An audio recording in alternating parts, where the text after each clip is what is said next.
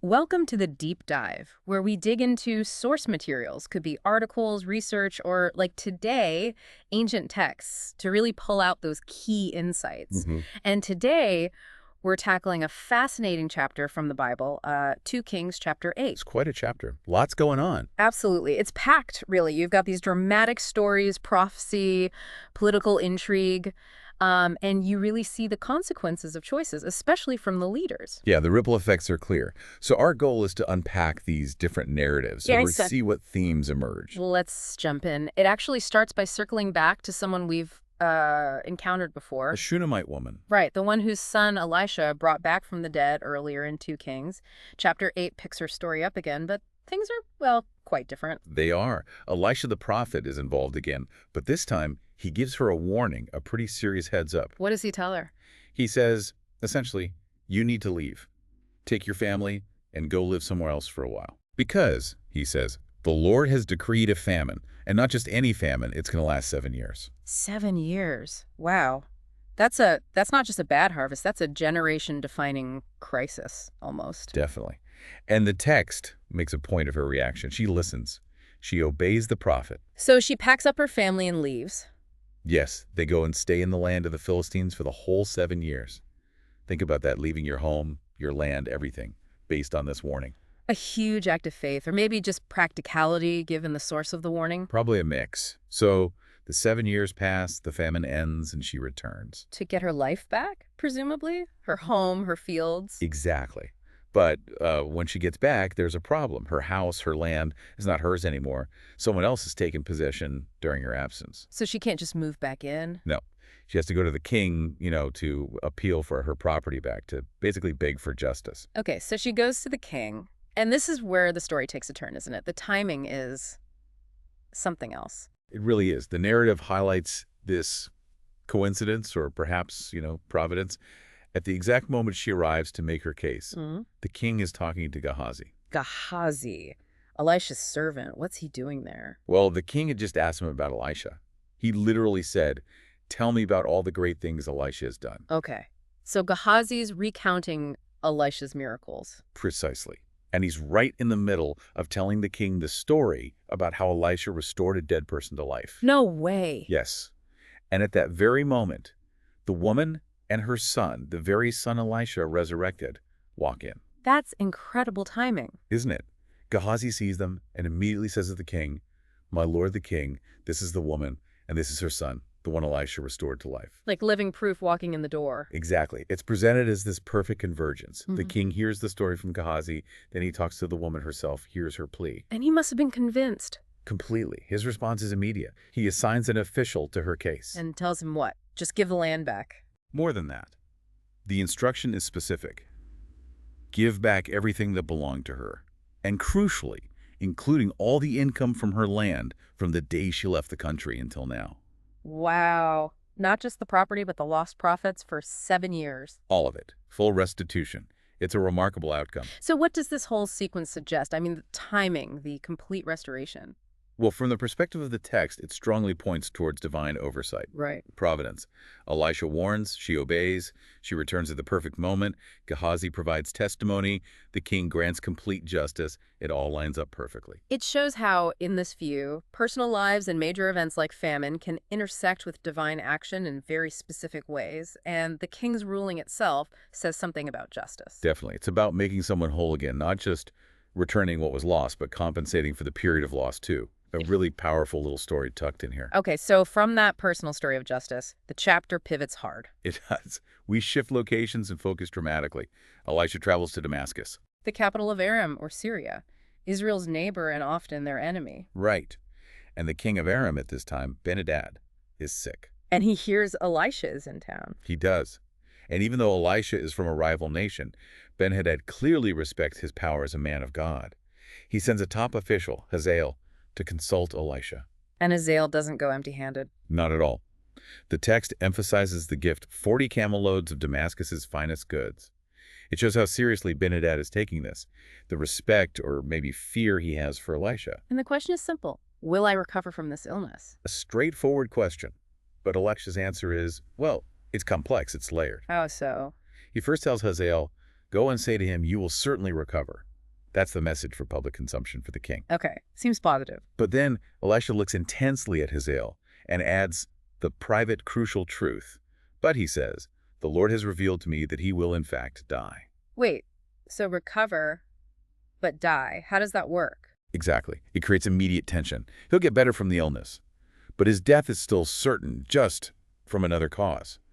And then Elisha just stares at Hazael, stares so intensely that Hazael becomes uncomfortable, ashamed even. And then Elisha starts to weep. The prophet weeps. Why? Hazael asks him the same thing. Why is my Lord weeping? And Elisha gives this absolutely chilling explanation. Which is? Because I know the harm you will do to the Israelites. Yeah. He lays out this horrific future.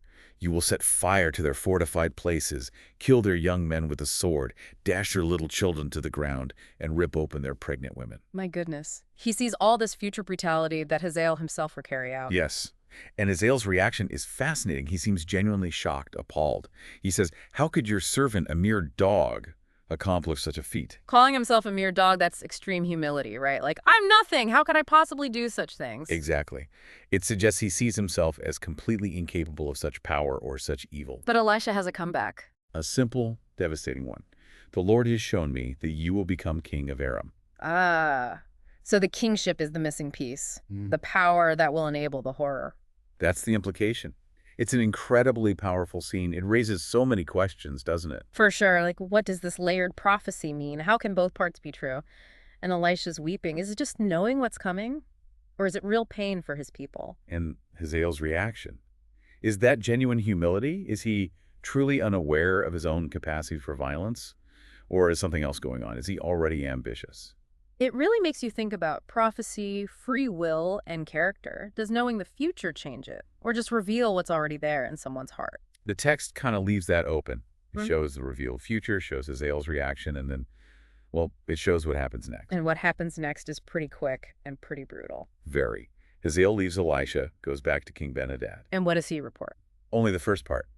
The comforting lie. You told me that you would certainly recover. He deliberately leaves out the "but you will die" part and the "you will be king" part. Completely. And then the very next day, He acts. he acts. The text is stark. Hazael takes a thick cloth, soaks it in water, holds it over the sick king's face, and smothers him. Kills him. Just like that. Murder. Assassination. And the outcome. Hazael becomes king, just as Elisha privately predicted.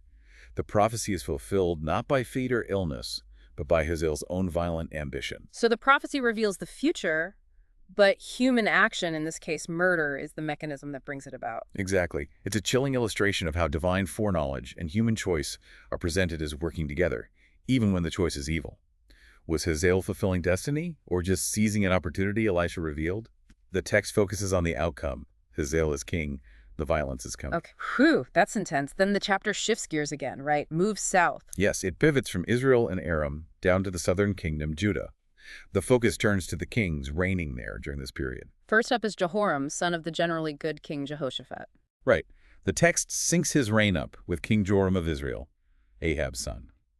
Jehoram becomes king of Judah at 32, reigns 8 years. And how does the text describe his reign? Not favorably. It says very clearly he walked in the ways of the kings of Israel as the house of Ahab had done. And it gives a specific reason why, doesn't it? It does. It blames his marriage. He married a daughter of Ahab, Athaliah, though she isn't named here. Because of that connection, the verdict is blunt. He did evil in the eyes of the Lord. So that political marriage alliance is seen as the direct cause of his turning away from God, according to the text. Yes, the influence of Ahab's notoriously wicked house is portrayed as deeply corrupting. It's a major theme. These alliances have spiritual consequences. But even though Jehoram is doing evil, Judah isn't immediately destroyed. Right, there's a catch. There is a crucial theological point. The text says, nevertheless, for the sake of his servant David, the Lord was not willing to destroy Judah. Why, David? That was generations ago. Because of the promise God made to David, an unconditional promise to maintain a lamp for David and his descendants forever, meaning his dynasty wouldn't be wiped out. So Jehoram's personal evil is real and has consequences, but it doesn't override God's long-term promise to David's line. That's a key tension. It is. It shows this interplay between immediate judgment for sin and the enduring faithfulness to a covenant promise. The Davidic line had to continue. But Jehoram's reign did have negative consequences, even if the kingdom survived. Oh, yes. Edom, which had been a vassal state under Judah, rebelled. They sent out their own king, broke free. Did Jehoram try to stop them? He did. He took his chariots and went to fight them at a place called Zaire. How'd that go? Badly. The Edomites surrounded him. He managed to fight his way out at night, but his army just disintegrated, fled home. So the rebellion succeeded. Completely. And the text adds that Edom remained independent to this day, meaning, from the perspective of when Kings is written, it was a lasting consequence. Libnah also revolted around then. It points to weakness during his reign. Another sign of things going wrong under his leadership linked back to his wickedness. That's how the narrative frames it. The text mentions other events are in the official records. The Book of the Annals of the Kings of Judah. Then Jehoram dies and is buried. And his son Ahaziah takes over. Which brings us to the last part of the chapter, focusing briefly on Ahaziah. Okay, so Ahaziah, son of Jehoram, becomes king of Judah. Younger, right? Yeah, only 22. And his reign is very short, just 1 year. And does the pattern continue? The connection to Ahab? Absolutely. The text makes it even more explicit. It names his mother, Athaliah, and points out she was a granddaughter of Omri, Omri being Ahab's father. So the link to the northern dynasty is strong, through his mother. And the verdict on his reign. Same as his father's. He walked in the ways of the house of Ahab and did evil in the eyes of the Lord. Again, the reason. For he was related by marriage to Ahab's family. It's relentless, this theme. That connection is just portrayed as toxic for the kings of Judah. It really is. The authors see it as the primary source of their deviation from faithfulness. And Ahaziah doesn't just act like them. He joins forces with them militarily. Exactly.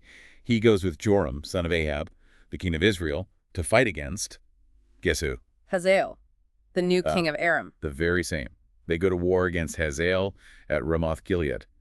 So now the threads are really coming together. The newly enthroned, prophetically announced King Hazael is facing the kings of both Israel and Judah, who are related to Ahab. How does this battle go?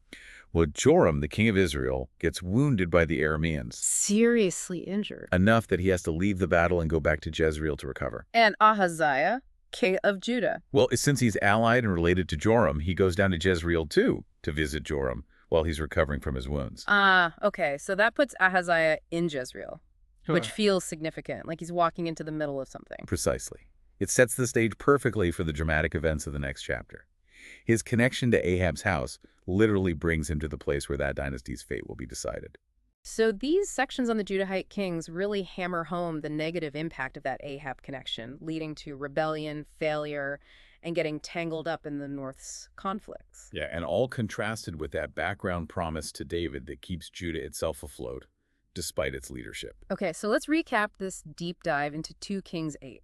We covered a lot of ground. We really did. We started with that amazing story of the Shunammite woman, where, obedience and perhaps divine timing lead to full justice and restoration. Then that incredibly intense scene with Elisha and Hazael, the chilling prophecy, the weeping, Hazael's reaction. Followed by the swift, brutal fulfillment of that prophecy through Hazael's own actions, murdering Ben-Hadad and taking the throne. And then we shifted to Judah, seeing how Kings Jehoram and Ahaziah's reigns were marred by their connection to Ahab's family, leading to weakness and trouble. Even while God's promise to David kept the kingdom itself from collapsing entirely. It's such a complex chapter, weaving together these personal stories like the woman's land, with huge political shifts like Hazael's rise, and deep theological themes like prophecy and covenant. Yeah, nothing feels isolated. It's all interconnected divine purpose, human choices, good and bad, past promises, political realities, individual fates, national destinies. It's all in the mix. And maybe that interconnectedness is the big thing to chew on. How the narrative presents these seemingly separate events, a land dispute, a foreign coup, Judah's internal struggles as part of one larger unfolding story. Right. It challenges you to see history, or maybe even current events, not just as random occurrences, but potentially as part of a bigger tapestry. Makes you wonder, how often are the small things in our lives, or the big things on the world stage, more connected than we realize?